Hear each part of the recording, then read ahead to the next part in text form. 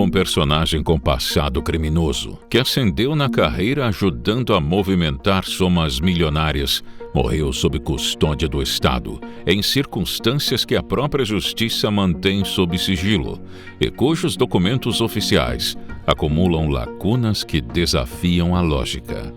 A morte de Luiz Felipe Machado de Moraes Mourão é, sem dúvida, um dos episódios mais intrigantes e controversos associados ao escândalo do Banco Master. Conhecido pelo apelido de Sicário, ele era apontado como o braço direito de Daniel Vorcaro, o bilionário ex-dono da instituição. Para além de um detento comum, Mourão era um arquivo vivo. Sua morte repentina encerra um capítulo, mas abre um abismo de perguntas sem respostas. Afinal, como um homem que estava sob a guarda do Estado morre de forma tão nebulosa? Por que existem erros grosseiros em sua certidão de óbito? Muitos pontos dessa história permanecem envoltos em mistério. Entenda agora com a Brasil Paralelo tudo o que se sabe sobre o Sicário de Vorcaro. O termo sicário vem do latim sicarius, que deriva da palavra sica, uma espécie de punhal ou adaga curva, pequeno o suficiente para ser escondida sob uma túnica. Em 81 a.C., o ditador romano Lúcio Cornélio Sulla promulgou a Lex Cornelia de Sicaris et Beneficis, que punia assassinos de aluguel. No Brasil de 2026, o termo ressurgiu associado a Mourão. Ele coordenava um grupo chamado A Turma, compostos por pessoas com experiência na área de segurança. O objetivo era monitorar e ameaçar empresários, ex-funcionários e jornalistas que pudessem representar um risco aos interesses de Daniel Vorcaro. Estima-se que mais de 20 pessoas estavam sendo vigiadas constantemente por esse grupo. Antes de prestar serviços a Vorcaro, Mourão atuava como agiota e estava ligado a um esquema de pirâmide financeira que teria movimentado 28 milhões de reais em 3 anos. Em 2021, foi denunciado pelo Ministério Público de Minas Gerais por lavagem de dinheiro, organização criminosa e crime contra a economia popular. Tinha uma extensa ficha criminal, com passagens por furto qualificado, ameaças e crimes de trânsito, além de ter sido investigado por estelionato, receptação e agiotagem. Recebia R$1 milhão por mês para monitorar adversários, intimidar jornalistas e extrair dados sigilosos de órgãos públicos, inclusive invadindo sistemas da Interpol e do FBI. Os valores eram desembolsados com a intermediação do cunhado de Vorcaro, Fabiano Zettel, e de Ana Cláudia Queiroz de Paiva, funcionária do grupo. Atrasos nos pagamentos eram cobrados por Mourão diretamente ao chefe. Bom dia, o Fabiano não mandou este mês e a turma está perguntando. Dá uma olhada com ele, por favor. Obrigado, disse em mensagem interceptada pela Polícia Federal. Também foi identificada a atuação do escrivão de Polícia Federal aposentado Marilson Roseno da Silva, apontado como um braço armado da organização. Sobre as conversas analisadas, a PF declarou que o grupo pode ter recebido R$9,6 milhões para dividir entre os seus integrantes. Marilson Roseno recebe atualmente R$21,9 mil de aposentadoria, conforme o Portal da Transparência. Ele entrou na carreira da PF em 1997 por concurso público e se aposentou em agosto de 2022. O sicário também é citado como coordenador operacional de uma estrutura privada de vigilância, que atuava na coleta de dados, monitoramento de alvos e em práticas de intimidação física e moral. A PF apontou que Mourão extraía informações em sistemas restritos de órgãos públicos, com o uso de credenciais de terceiros. De acordo com as investigações, integrantes da organização teriam conseguido acessar bases restritas da PF, do Ministério Público Federal e até de entidades como o FBI e a Interpol. Em outubro de 2025, quando temia ser alvo de investigações da PF, Vorcaro pediu que Mourão verificasse se havia algum mandado de prisão contra ele nos sistemas da Interpol. O sicário respondeu enviando uma foto da tela do sistema banqueiro. A Interpol está limpa. Estamos aguardando o relatório principal do FBI. Em diálogo citado nos autos, ao tratar de um jornalista que seria Lauro Jardim do jornal O Globo, Vorcaro afirmou: "Esse Lauro, quero mandar dar um pau nele, quebrar todos os dentes, num assalto." Sicário conhecia a rotina do jornalista e descreveu suas idas dominicais a um determinado local. As atividades de violência descritas nas mensagens não chegaram a se concretizar. Em outra passagem, ao falar de uma funcionária chamada Monique, Vorcaro disse: "Tem que moer essa vagabunda", e pediu para puxar o endereço. A PF estima que Mourão pode ter recebido, no mínimo, 24 milhões de reais, tendo em vista que ele foi incluído na lista de despesas mensais de Vorcaro para receber 1 milhão por mês ao longo de 2024 e 2025. Em novembro de 2025, Vorcaro e outros acusados passaram a ser investigados pela Operação Compliance Zero, deflagrada pela Polícia Federal. A operação investiga a concessão de créditos falsos pelo Banco Master, incluindo a tentativa de compra da instituição pelo Banco Regional de Brasília, o BRB. Mourão foi preso na terceira fase da operação, na manhã de 4 de março de 2026, junto com Daniel Vorcaro. As prisões foram ordenadas pelo ministro do STF, André Mendonça, responsável pelo caso Master na corte.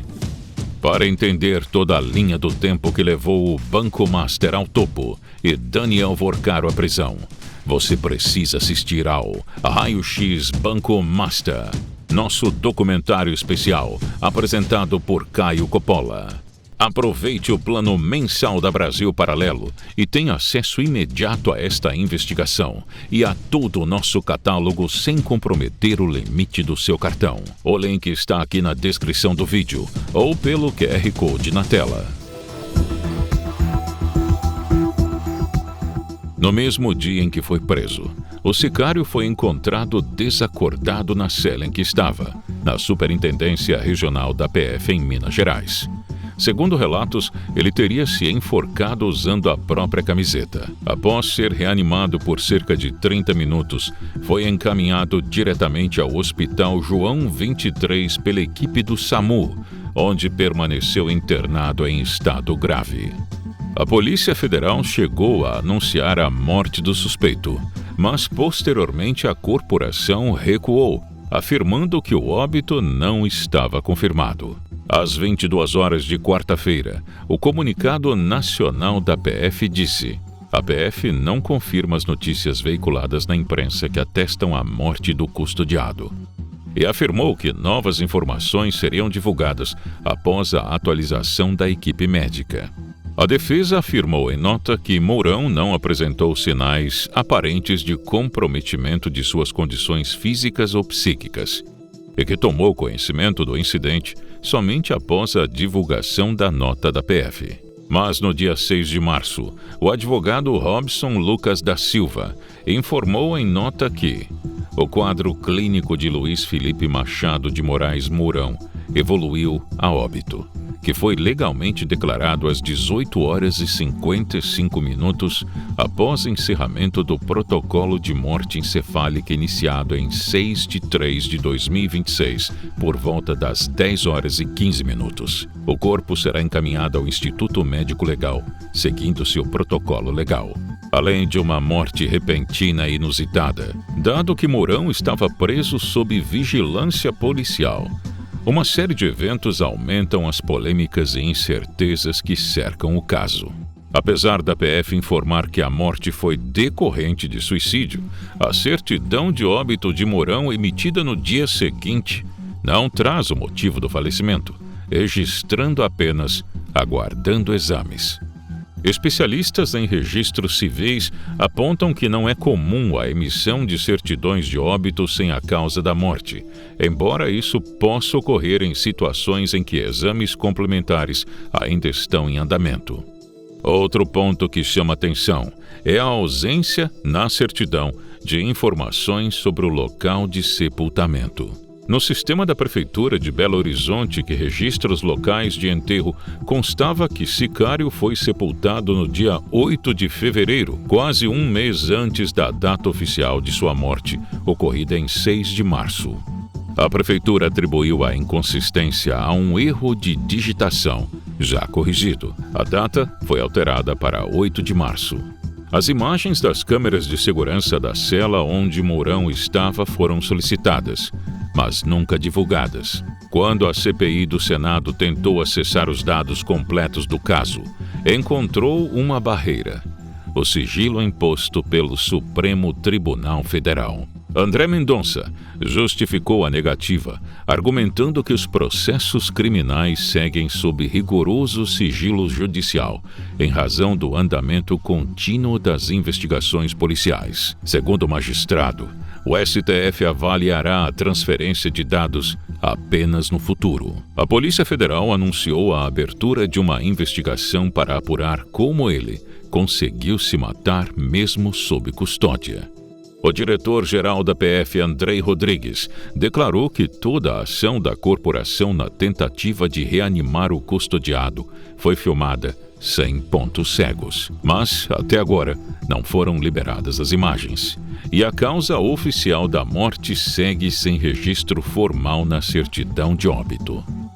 As invasões feitas por Mourão nos sistemas da Interpol, FBI, Polícia Federal e Ministério Público Federal também não foram completamente detalhadas. E a identidade e o número total de alvos monitorados pelo grupo Turma não foram revelados.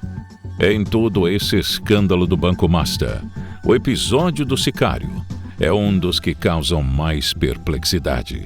Não só pela violência envolvida, mas pela quantidade de perguntas que ainda permanecem sem respostas. Tudo o que narramos neste vídeo é apenas a superfície de um escândalo que abala a confiança no sistema financeiro brasileiro. Se você quer entender como essa teia foi construída e quais são os interesses em jogo, você precisa assistir ao documentário Raio-X Banco Master, uma produção inédita apresentada por Caio Coppola, que disseca cada detalhe desta trama com a profundidade que o assunto exige. Milhares de assinantes já assistiram e se surpreenderam com este conteúdo.